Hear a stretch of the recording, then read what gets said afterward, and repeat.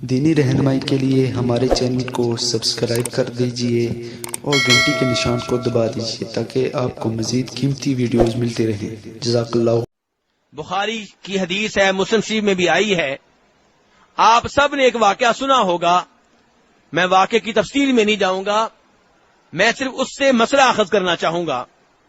آپ نے سنا ہوگا کہ جناب عائشہ رضی اللہ تعالی عنہا ایک دفعہ ایک سفر میں تھیں، نبی علیہ الصلوۃ والسلام نے ایک جگہ پڑاؤ ڈالا، سب لوگوں نے آرام کیا، پھر آپ نے قافلے کی روانگی کا اعلان کر دیا، قافلہ روانہ ہو گیا، لیکن جناب عائشہ وہیں رہ گئیں۔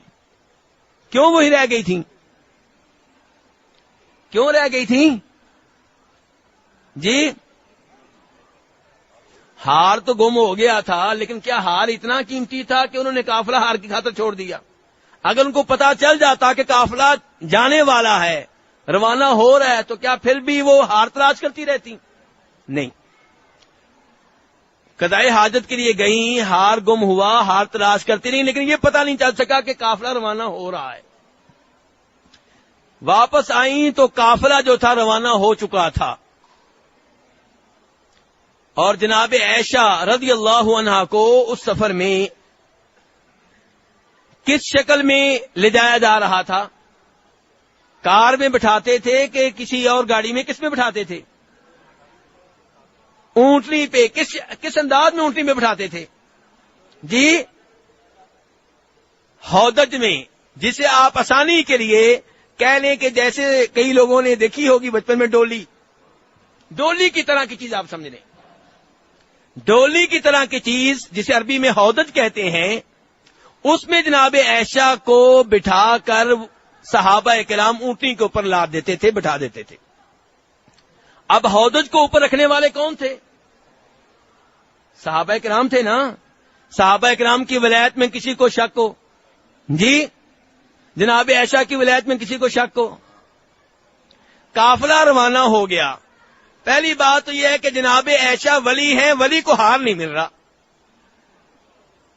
لوگ کہتے ہیں ہمارے ولی جو ہیں ان کو سوئی تک نظر آ جاتی ہے اور دور سے نظر آ جاتی ہے، جناب عائشہ کو ہار نہیں مل رہا۔ اور دوسری بات یہ دیکھیں کہ قافلہ روانہ ہو گیا، اللہ کی ولی کو معلوم نہیں ہے کہ قافلہ روانہ ہو رہا ہے۔ تیسرے نمبر پہ ان صحابہ کرام کو دیکھیں، 4-5 ولی مل کے ان کا ہودج اٹھا کے اونٹنی کے اوپر رکھتے ہیں، اور جناب عائشہ کا ہودج اونٹنی کے اوپر رکھ دیا گیا، وہ ڈولی سی اونٹنی کے اوپر رکھ دی گئی، انہیں پتہ نہیں چل سکا کہ ڈولی کے اندر، ہودج کے اندر جناب عائشہ موجود نہیں ہے۔ اور آج گلی محلے کا ہر ولی غیب جانتا ہے، آج گلی محلے کا ہر ولی غیب جانتا ہے، میرے گھر کی باتیں جانتا ہے، اور وہ اللہ کے عظیم ولی جن کی ولایت میں شک و شبہ نہیں ہے وہ نہیں جانتے۔ کتنی عجیب بات ہے۔ آج کے یہ نام نہاد لوگ چھوٹا موٹا کوئی نہ کوئی شعبہ دکھا دیتے ہیں اور ہم ان سے متاثر ہو جاتے ہیں۔ اردو کی ایک کتاب ہے، آپ لوگوں نے پڑھی ہوگی، شہاب نامہ، پڑھی ہے نا؟ قدرت اللہ شہاب کی لکھی ہوئی ہے، کبھی اس کا مطالعہ کیجئے گا۔ اس میں قدرت اللہ شہاب نے 1-2 واقعات لکھے ہیں جو اس نے خود دیکھے ہیں۔ ایک جگہ لکھتا ہے ایک ولی کے بارے میں، ایک پیر کے بارے میں، کہتا ہے کہ لوگ اس کے پاس دور دور سے آتے تھے تعویذ لینے کے لیے، خصوصاً وہ عورتیں جن کے پاس اولاد نہیں ہوتی تھی، دور دور سے عورتیں آتی، پیر صاحب کے پاس پہنچتی، پیر صاحب تعویذ لکھنے لگتے تو اچانک دیکھتے کہ سیاہی ختم ہو گئی ہے۔ یہ وہ زمانہ تھا جس زمانے میں لوگ لکھتے تھے کس کے ساتھ؟ اس زمانے کے قلم کے ساتھ، یعنی سیاہی کے ساتھ لکھتے تھے، دوات موجود ہوتی تھی اس میں سے سیاہی لیتے تھے۔ پیر صاحب لکھنے لگے تو پتا چلا کہ سیاہی ختم ہو گئی ہے۔ پیر صاحب معذرت کر لیتے کہ میں تعویذ نہیں لکھ سکتا، اب سیاہی آئے گی تو لکھیں گے۔ وہ آج کا زمانہ نہیں تھا کہ باہر دکان سے منگوا لیں گے، اب پتہ نہیں کتنے مہینوں کے بعد آئے گی. میاں بیوی مایوس ہو کے باہر آتے, چہرہ لٹکا ہوا ہے, باہر چیلے بیٹھے ہوتے, کہتے کیا ہوا؟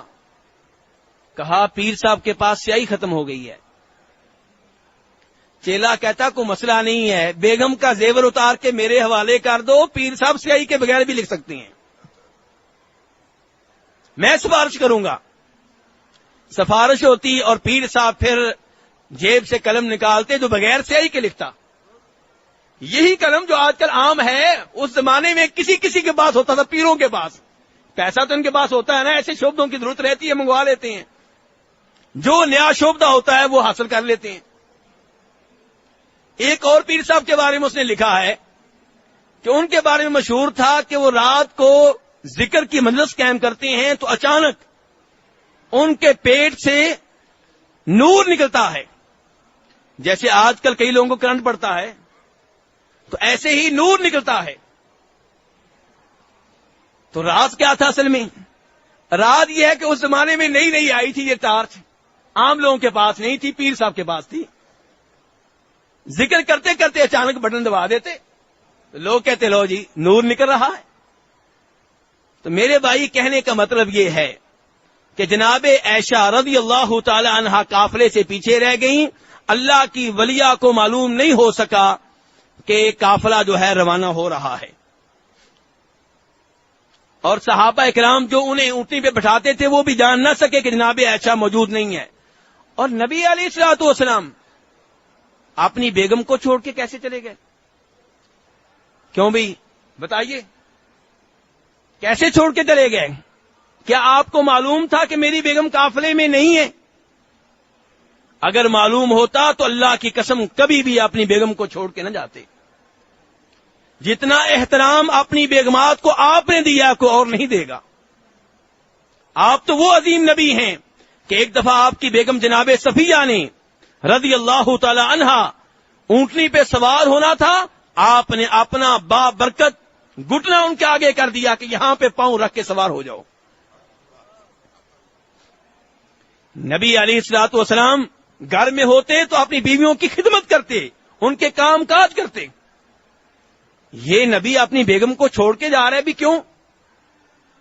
اس لیے کہ غیب نہیں جانتے, اس لیے کہ غیب نہیں جانتے. غیب کی اتنی باتیں جانتے ہیں جتنی اللہ نے بتا دی ہیں.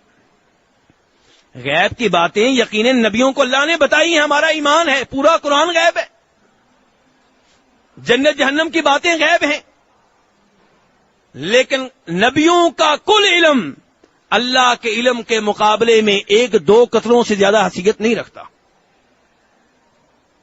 بخاری شریف کی حدیث ہے, موسیٰ علیہ الصلوۃ والسلام اور خضر علیہ الصلوۃ والسلام دونوں سمندر کے کنارے ہیں, سمندر کے قریب کھڑے ہیں. چڑیا آئی, سمندر میں سے پانی لیا.